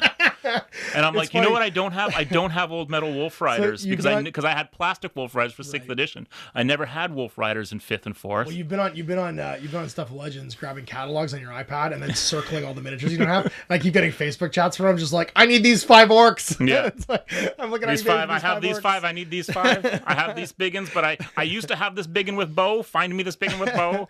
Put the word out. The nice thing about going back though and doing something like this, like kind of indulging your mania and taking this nostalgia trip, is there is at least an end.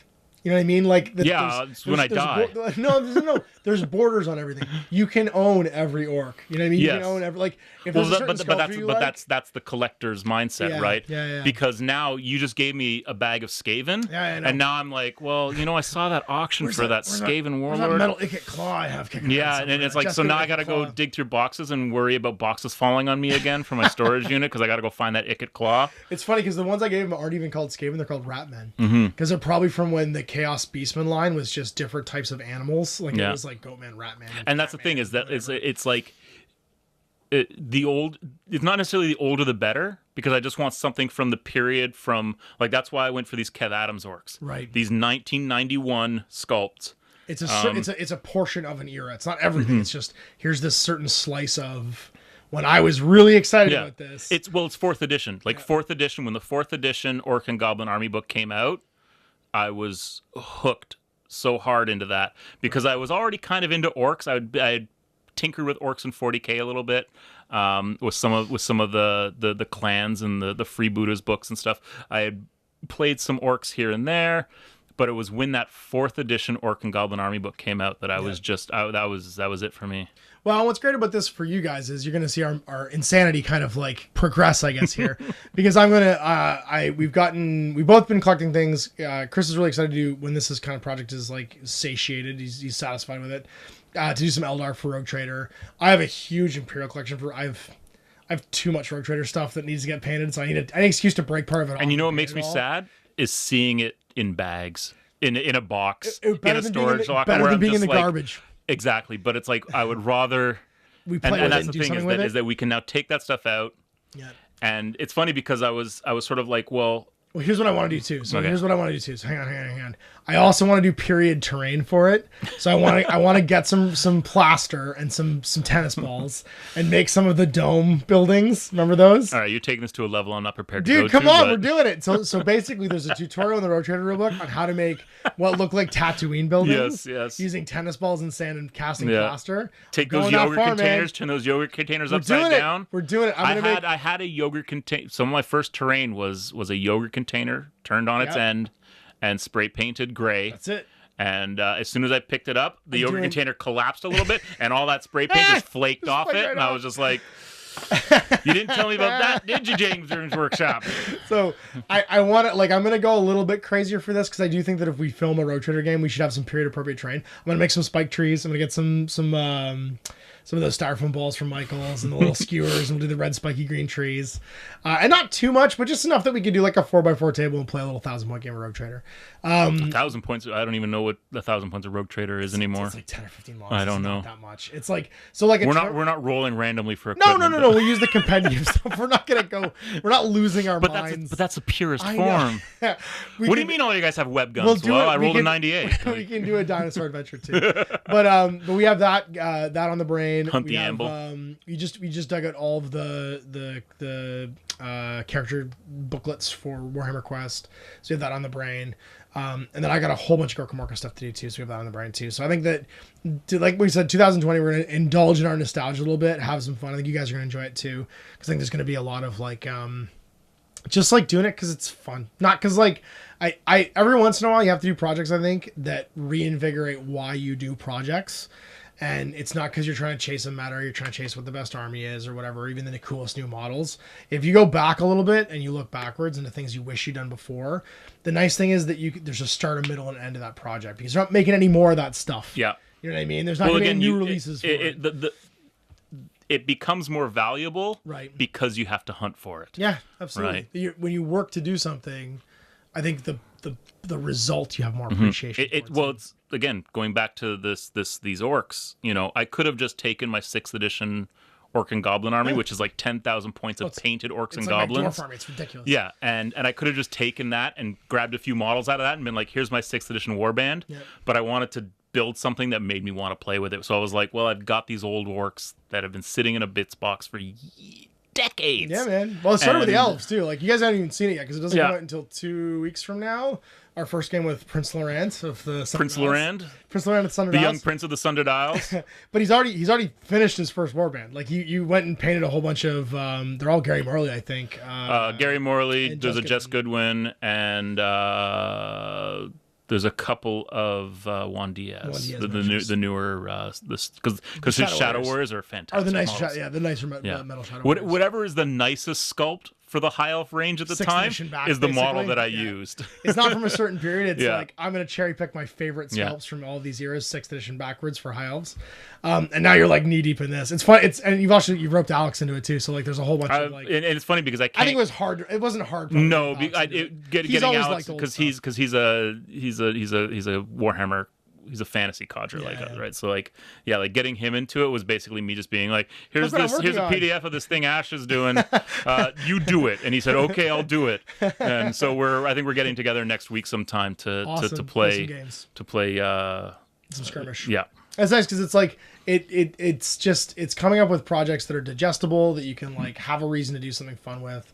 And I think the things we picked are perfect because like Rogue Trader's not ever going to be a high model count. Quest is like just a. Well, that's just it. It's like one of those things where it's like I never wanted to do. I don't want to ever paint another unit of 24 orc boys. You know, but it's like of which you need like 7 to make your army. Yeah. So this way I can basically be like, okay, well I'm going to paint 5, and a couple of biggins and a couple of black orcs, and then a dozen goblins, because unfortunately goblins never come in low numbers. No. But like I got like some squig herds on the way. I got some goblin wolf riders. Yeah. So I'm excited to paint 2 goblin wolf riders as opposed to having to paint 12 goblin wolf riders. And this is something that we're excited about, but I think if you're listening to this, whatever you're excited about, it doesn't have to be from like the 90s. Like, we're old, so that's just where our nostalgia sits. But like it always just be a thing you wish you'd done in the past.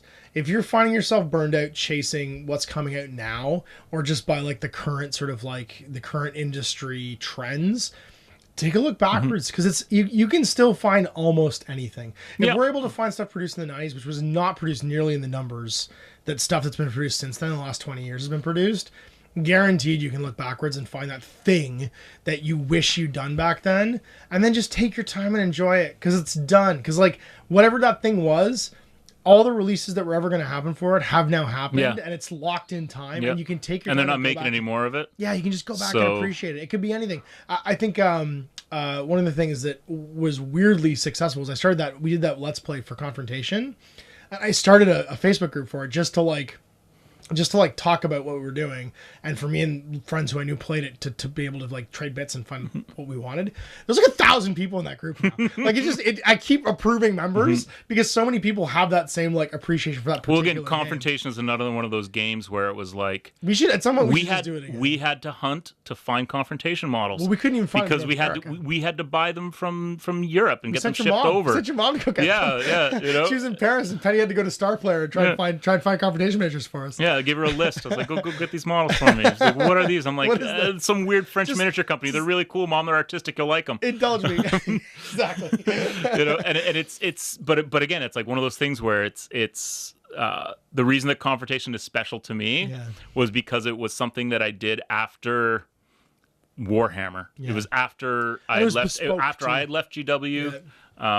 You know, and the same thing when I first got into Infinity. Now that Infinity is this huge game and it's massively successful and accessible, I have no interest in it. When Infinity was this weird Spanish game, that's right. Yeah, and you know, like they had like a few like starters out. I was like, ooh, I like this. Yeah, it was. Well, we're also looking for something after Confrontation because Confrontation falling apart, and like it was this other kind of bespoke and you're always thing. Bouncing back. It's always like Confrontation, Games Workshop, and it's funny. I would say like. I go back to like 3rd edition 40K, which I didn't when it first came out. My friend Nico and I we played a little bit of it.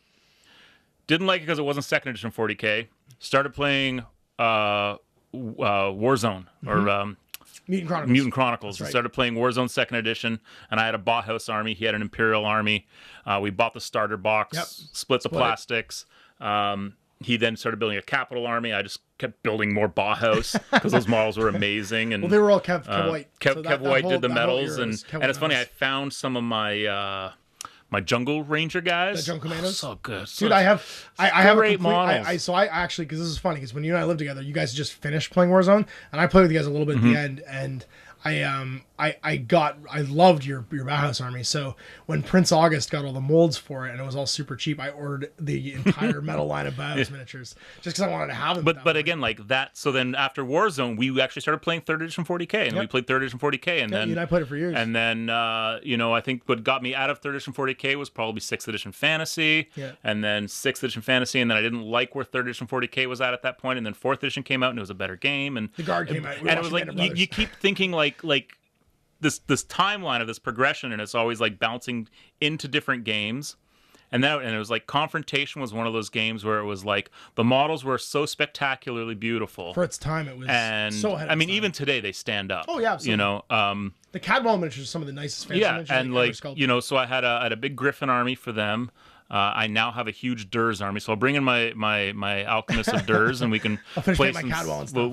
We can actually play some Confrontation some point. But because there's few games that I love as much as a system as that, because it really feels like a duel. It feels like a fight. Yeah, that was the word we used to describe it, was elegant. An elegant gentleman's game played by hooligans. So anyway, I think that whatever it is to you, if you're looking for a break from chasing today's wargaming industry or board gaming industry or whatever, because I don't think this is unique to miniature no games. I think you could extrapolate this to card games, whatever your passion. I know guys who go out and chase old NES cartridges, right? Well, there's people that go out and play old D&D. They play original Advanced Dungeons and Dragons because there's a certain amount of like attachment, nostalgia to that.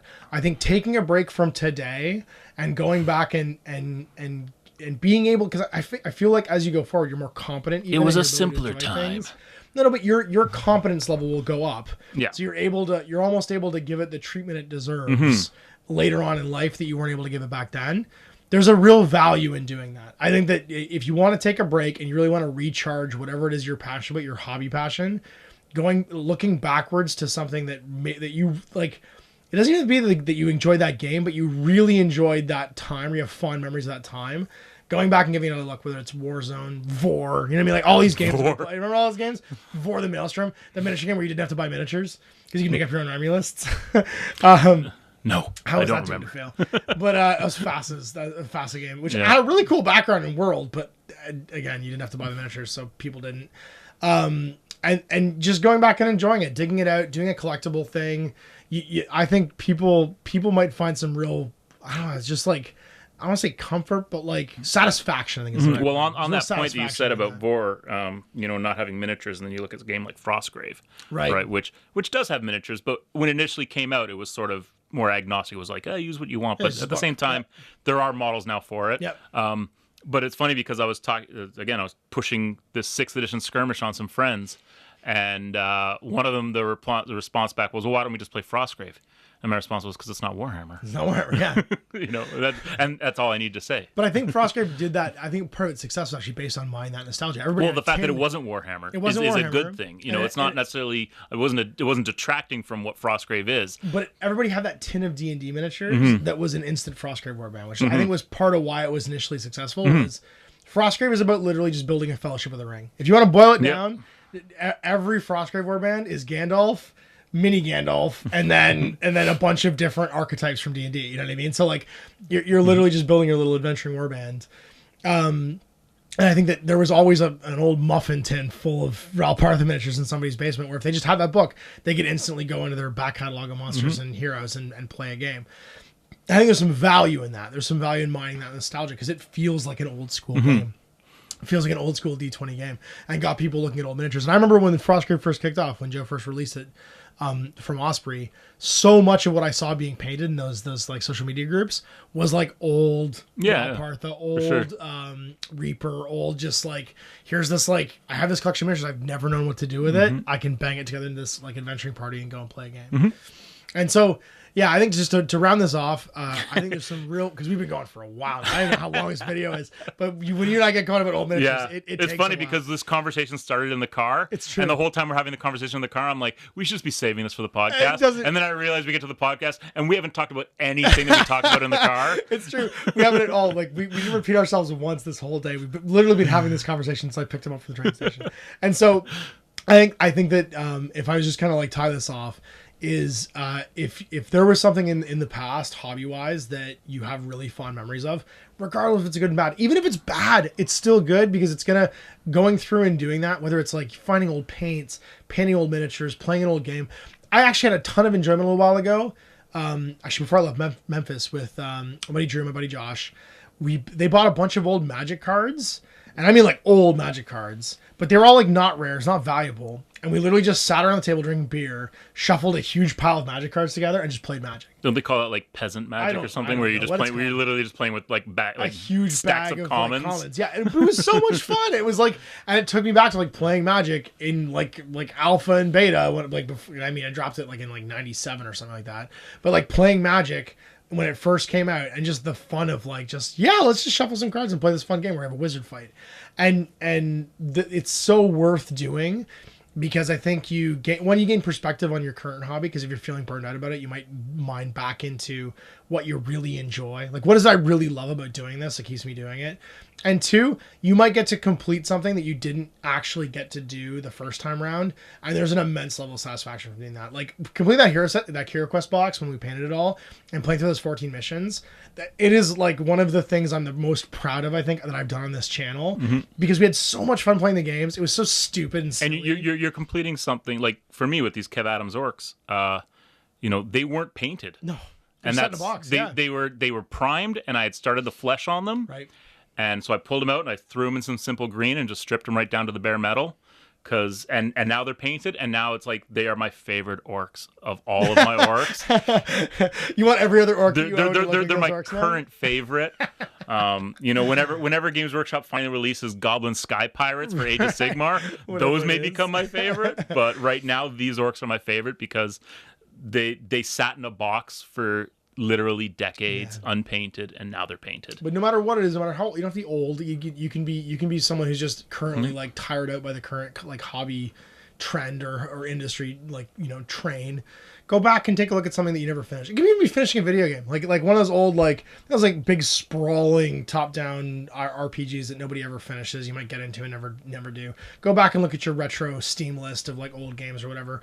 But just doing something, honestly, doing something that you never finished and going back and giving it another shot, or like it's like coming home. Well, one thing about doing this nostalgia kick project is I have no idea what's come out from Games Workshop in the last 2 weeks, and I have no idea what's coming out next week.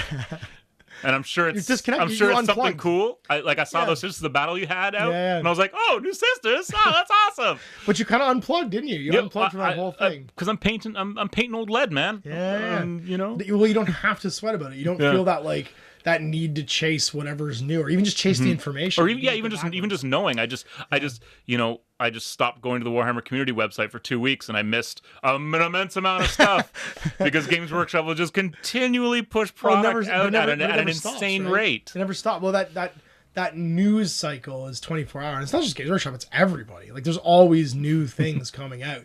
I think trying to keep up with it can become exhausting. So occasionally just turning around, looking backwards, and enjoying something for the sake of enjoying it can have real value. Now, so I'm going to tie it off. Big thanks for watching and for tuning into the podcast. Big thanks for Chris coming in and indulging my insanity. Yeah, sorry we meandered for whatever it feels like we've been talking If they made it this far, then they're probably one of us. They understand already intrinsically the emotional. I can only imagine the comments. Be like, what is the topic of this show?